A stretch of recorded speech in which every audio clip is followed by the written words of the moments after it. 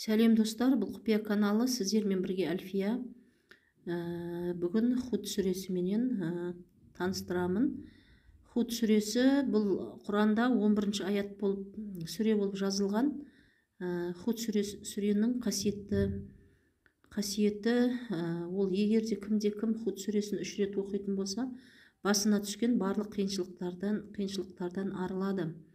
Және де сіздер бір заттан қауіптеніп қорқып жүрген болсаңыз, қауіптеніп немесе алыс жолға шыққан кезде осы Худ сүресін 3 рет оқып кетсеңіз, сіздер Алла тағаланың қамқорлығына алынасыз. Сіз Алла тағалаға аманат боласыз. Және де 3 рет оқығаннан кейін барлық қиыншылықтардан құтыласыз. Күнде оқымайсыз, тек 3 рет қана оқисыз болғаны. 6 айдан немесе жылына 2 рет қайталап тұруға болады. Сәттілік достар, мені қолдап лайк басуды ұмытпаңыздар.